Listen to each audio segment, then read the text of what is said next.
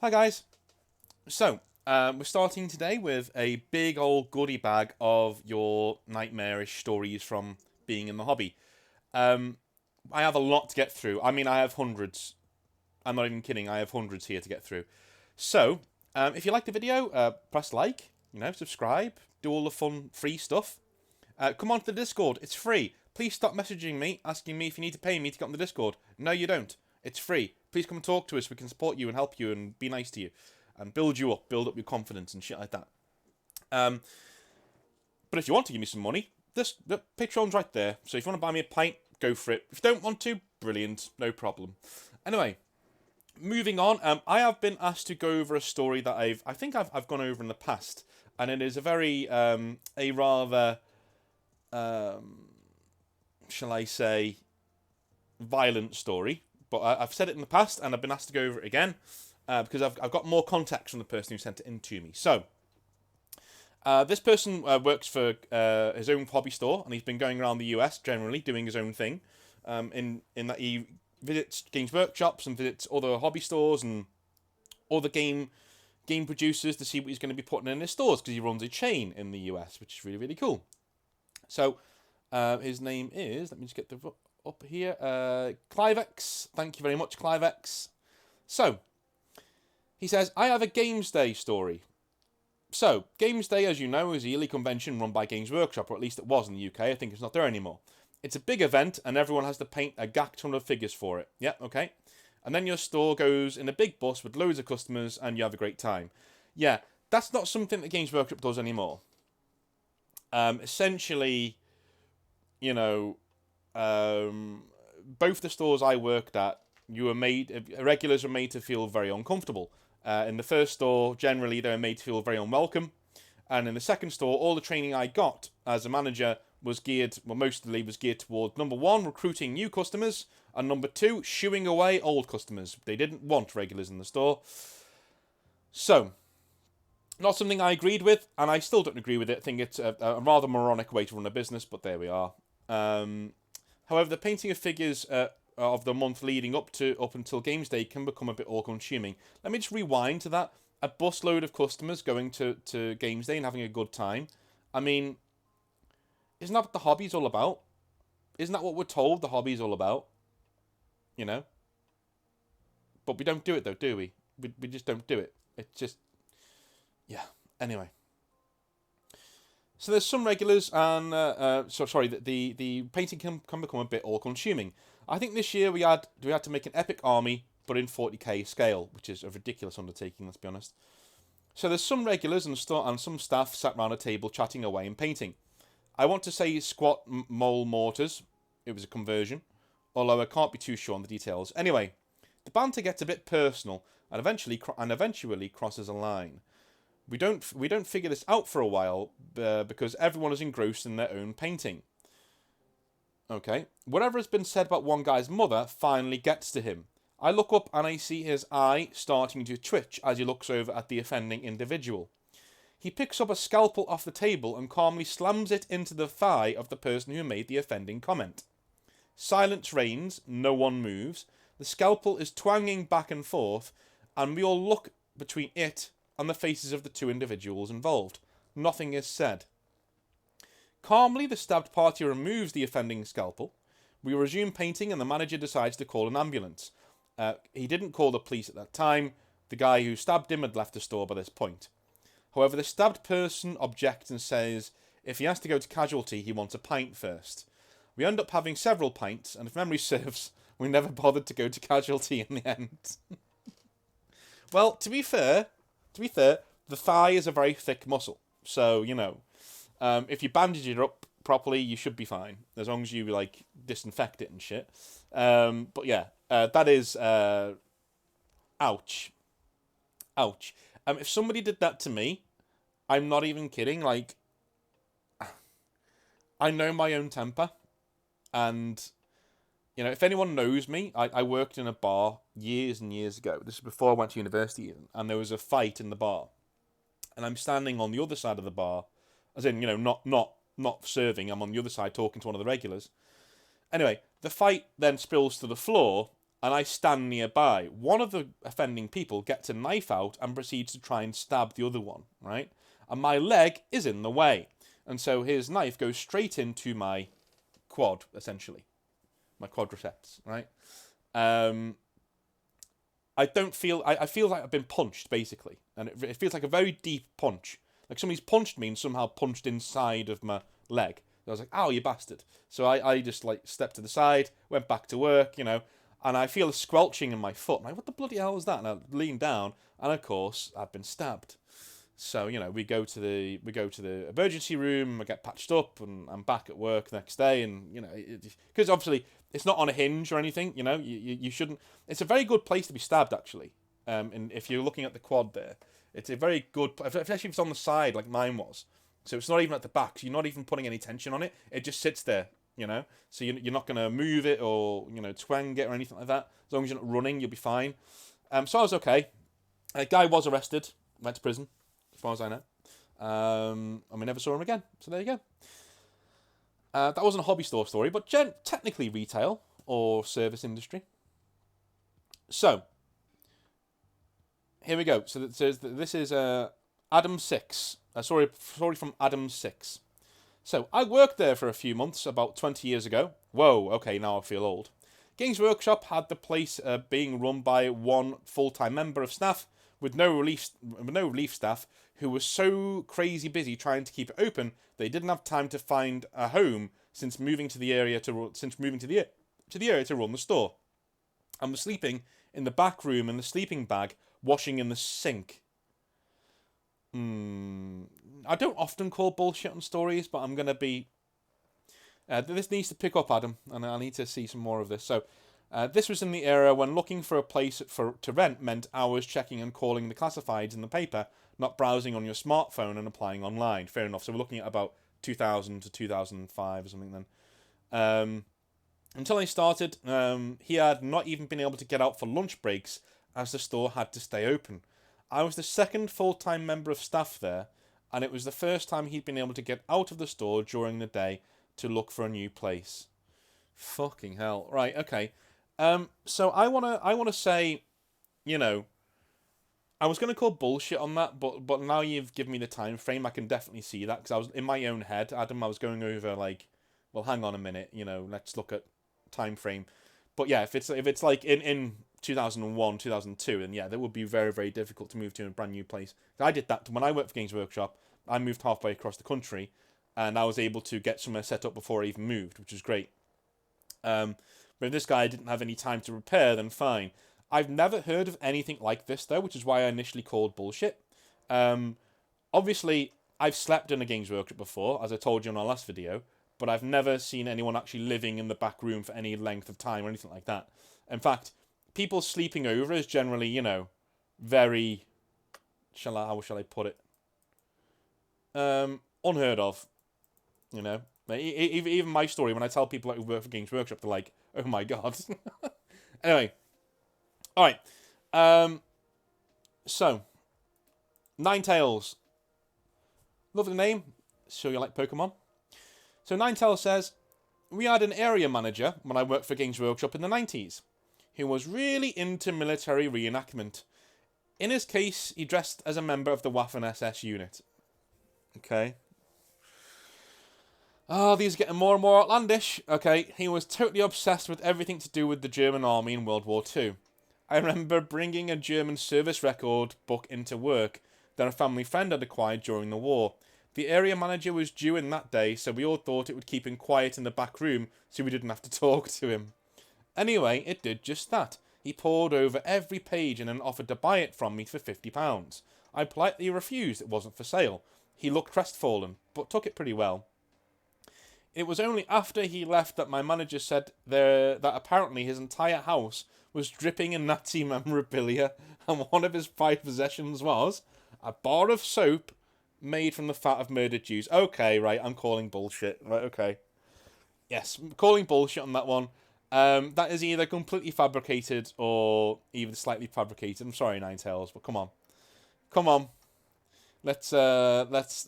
I know there are certain individuals, Games Workshop, back in the day who had very strange political views. In fact, my trainer once told me of someone who was, let's say, of the rather Aryan persuasion, who, when acquiring his job at Games Workshop, his first weekend essentially working for the company was going to be what we call a retail workshop, is where we all go to, have all jolly up essentially.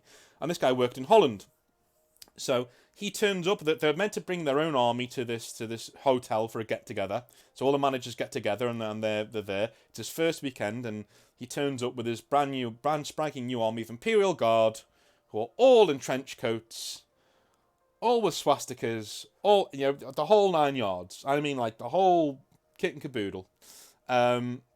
He's asked to put that away, and not play. So imagine how awkward this is. He's in a room full of 30 to 40 people all playing this big game of Warhammer 40,000, and he's asked to put his army away and stand to the side essentially for hours, just standing there looking around. Imagine how awkward you would feel. So he's standing around doing his thing, and eventually, if that was me, I'm thinking I'm going to get sacked. He didn't get sacked. He got an official warning though. He got pulled in afterwards.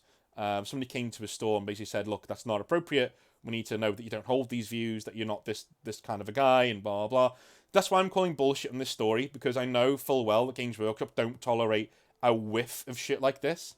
If they get any suspicion that a staff member has these sort of leanings or views, you're either out or they pull you in for right think. They pull you in and say, "Look, when I say right think, I don't mean like, you should all be allowed to do stuff. No. What I mean is they pull you in to like say, look, you can't be this way and work for us. That's not what we're about, right?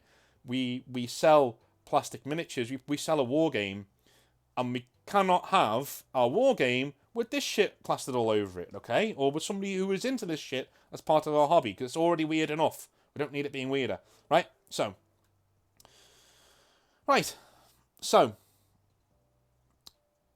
Crickex. Oh wow, Crickex, a pretty weird name. And he says, or she, for the launch of blackreach, I remember that, our manager decided to have a promotion where if you pre-ordered the set, we would assemble and prime them. Well, we got somewhere around 200 orders. Yeah, this is a case of a manager making a rod for his own back, and I saw it happen many a time. Because if you go, hobbyists know one thing, a good deal, right? And in the blackreach set, all you want is the models inside of it. They're not really posable, So if you can get them done for you and undercoated in a colour of your choosing, you're saving money and time. And a lot of people are going to be into that shit, because if one thing I know about hobbyists, they can drive a hard bargain. Well, the annoying thing about hobbyists is they drive a hard bargain until they don't. If you're Games Workshop, they will generally give you all the money in the world. But if you're a private seller, fuck me, do they want wringing every single penny out of you until the cows come home. Anyway, as a side note, this is GW in Canada right before we got subsumed by the US branch. We had leeway. Okay. Thank you for making that clarification, because that did seem a bit off. Managers are not allowed to make deals with the products. So they're not allowed to do sales. They're not allowed to do buy one get one frees. They're not allowed to give away stuff for free. They're not allowed to do anything of that sort. And this would count as one of those. But if you're in a country that is, shall we say, off the beaten path, even if it's Canada or something like that, generally you could get away with shit like that. I know of a guy. I'm not going to say shall I say the store? No, I won't. But he's in East Asia. And he basically runs a store like fucking like a swap meet. That's generally, he just literally, yeah. I need to get out there to see him, to be honest with you, because I could do with getting some more models, but getting them back through customs sometimes can be a bit of a bother when you paid so little for them in a foreign country. Anyway, because the Brits are very proud of Warhammer, by the way. The British government is very proud of Games Workshop. They like to hold them up as like look, this is one of our best companies. Look what they do. Alright, so, anyway. Back to the story. We spent ages building and priming those little bastards and had a really good assembly line down. Well, the night before, we still had a bunch of sets left, My manager and I assembled and primed all day. At the end of the night, 40k night, I think, two of our good regulars invited us to their place to build and prime the last sets. As soon as we got there, we broke out the drinks. Those last few sets were probably not built or primed great. I was accosted by a raccoon whilst priming a batch. We were hammered and the launch was the next morning. Pretty sure we left at about 2 a.m. Anyways, all in all, it went really well. Made a lot of people happy and kept HQ off our asses for a while. What a nice story. What a lovely story. Anyway, Thomas says, I was in around Baltimore when GW had a van retrofitted to carry shelves and shelves of metal bits before everything went plastic. It was great. Had a big orc on one side and a space marine on the other. The driver would show up at events and sell parts at cheap discounts. One day it was stolen and never recovered, which means two people who likely don't play have a fun of Games Workshop figurines. It's kind of funny. That's kind of funny. So, Thomas again. Hi, me again. Ran direct sales for a while, and when the Lord of the Rings bubble burst, volunteered my department to make redundancies. Oh, Jesus Christ. Oh, God. Well, sorry about that, man. Destroyed the department and somehow got promoted to run the studio. Okay, cool. I guess you were running direct sales. My defining moment was signing off on the new Dwarf Army book. All was fine until 10,000 copies are delivered, and it turns out the new book was just the new cover on the old rules. Yeah, definitely going into that one. Yeah, happens all the time. So there have been many typos. So there is a well, I don't know if it's there anymore, but when I got talking to somebody from White Dwarf in Bugman's, it was on one of my training days. Anyway, I was talking, and he was basically talking about if a typo goes out in somebody's article, or say, anything that is posted officially by Games Workshop, if you write for it and there is a typo, you owe everybody in your little team a pint. So you go out and you get everybody a pint and blah blah. And I said, oh, that's a nice little thing to do. And he said, yes, but if you do it in an army book, like an actual army book, like that you're part writing for, or you are writing, you have a night out to pay for rather than one round of drinks. So I love the fact that there are these little snippets of things at Games Workshop that make it far more human than what you would normally get, which I really, really like. So anyway, Manatron says, my local GW is the largest in the country, with tons of floor space and 10 plus plus full size tables. I posted this story to Reddit, but I'm thinking I'm going to be giving it to you here, because as I know it's been buried by lots of other bullshit and I really want it to be said. Okay, fair enough. I'll preface this by saying that I've never had a problem there. The store has a massive range of stock and the staff are super helpful and friendly, A+ store all around. But I dropped in a few weekends back in the middle of a tournament. Oh my god, a smell like Nurgle's armpit hit me the moment I stepped in the door. It was spicy and sour at the same time. But the truly amazing part was this. It only took 5 minutes before I had mostly acclimatized to it. That made me the most uncomfortable of all. And I had a shower when I got home just in case Papa Nurgle had gifted me whilst I was there. Oh my fucking god. And then he says, I've seen similar signs at quite a few friendly local game stores around. Oh, this one I was speaking to him, sorry. So I said to him, there are a few places that have signs saying, if you don't have great hygiene, don't be here. And he says, yes. I've seen familiar signs, quite a few signs, friendly local game stores around my city. It's one of those things I'm surprised ever needs to be said, but here we are. Yeah, I've gone over this on the channel many times. Many times. It's disrespectful to the hobby and your fellow hobbyists. It's disrespectful to yourself. Love yourself. Own yourself. Get a fucking wash. So moving on. Mr. Zach Alloway. Zach Alloway? Yeah, Zach Alloway. My girlfriend joined me at a Games Workshop night, and I quickly understood why Games Workshop have trouble getting women into the hobby. I think I know where the story is going. From the guy who pretended he didn't hear her whenever she spoke, to the guy who spent half the game, we left after one game, so night isn't appropriate, staring at her from the next table. The guys in there had always seemed so normal previously, but in the presence of a woman seemed to trigger some weird-ass behaviour. The friendly local game store I go to these days doesn't have the same problem, mixed group, but I very much doubt I'll ever convince my other half after this first experience. So, yeah, it does tend to happen. I've had an ex-girlfriend of mine commenting, hello Lee, commenting on some of my videos, and yeah, we had a conversation a few weeks ago, maybe a few months ago now, where I said, look, what are you doing these days in terms of the hobby? And she said, oh, well, I'm into Magic the Gathering, I play that. And I said, oof. She said, what do you mean? I said, well, do you not like get weird looks and like, pervs and shit? She goes, no, not at all, no. I was like really surprised, I was pleasantly surprised. Until a few days later I get a text and she says, yeah, you were right. She's like, I'm only noticing it now, but yeah, it's definitely happening. I was like, yeah, okay, fair enough. So yeah, there are really cool ladies out there who just, it goes right over their heads because they just want to slam down some cards and have some fun. In fact, I would say most nerdy women are pretty much like that. And to go over the radar, you need to be being so over the top with people that it's coming across.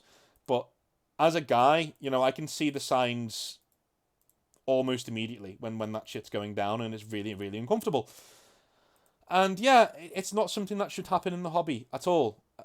One place I would say, if you're a female and you're struggling with things like this in the hobby, I've seen really cool places. There's one in Portland, Oregon that One Last Blade goes to, and it's like a bar, but it's also like a gaming space.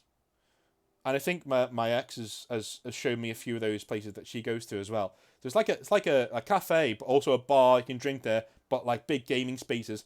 Those are the best places to go because they ferret out the weirdos. The weirdos who are going to look at you all day and smell like shit, and smell like shitty nappies. Those aren't the guys who are going to go to a bar. Okay, they're going to want to go to their own little club that's insular, and no one gets to go in there. It's like Cheers, you know what I mean? It's insular, and as soon as somebody new walks in, they look at them, they try and figure them out, and as soon as a woman walks in, forget it, right? But what I would say, the best place to go to, if you can find a place that does shit like that, in the UK, they're really, really, really rare, but in the US, not so much. If you're in the US, you're a lucky, lucky bugger, because there are quite a few gaming bars that you can go to where you can play 40k, Magic the Gathering, Yu-Gi-Oh! If you're a degenerate, anything that you want to play is there, and it's a normal bar, and so it automatically intimidates and ferrets out the weirdos, and so they don't bother going to these places, right? Normally, I wouldn't call you a weirdo just because you're awkward around women, but there are ways to go about it, dude. And if you're going into a place and just staring at somebody until they feel uncomfortable, you're a fucking creeper and a weirdo, and stop doing that. Because we don't want people driven away from the hobby, because some of us are trying to, play the game and, just have a gaming experience. And some of us might be trying to, find a missus there, There are ways to go about it without looking at her across the table all the time, When people say to me, like, not every woman is there to get hit on, that's true. No woman's there to get hit on, let's be honest. But in a natural environment, two people are into the same hobby, they like each other, off we go. We're off to the races, right? Some of us are normal or not there because we're also single. And we're also looking around and saying, well, keep to ourselves, have a bit of fun, that sort of a thing. Don't ruin it for everyone else, right? Come to somebody like me, or go to somebody at your local game store, like if you have a One Last Blade there, or you have anybody there you can look up to, who you trust their opinion, and who looks like a normal bloke, or normal cool bloke. Talk to them, ask them for advice, hygiene, anything, and a bro will help you out. Trust me on that one, right? Trust me, right? So those are my stories for the day. I've read about 8 or 9 there. Was that 8 or 9? About 7 or 8. We are going to be back later on this week doing more hobby nightmares that I've got a Discord that is brimming full with these stories. I will get through them all, I promise. We are on our way now. I think towards the end of the week we'll be doing an hour-long video on hobby stories, which should be really, really, really cool. So look forward to that. Until then, thank you very much for watching. Love you a long time, and I'll speak to you soon. See you later.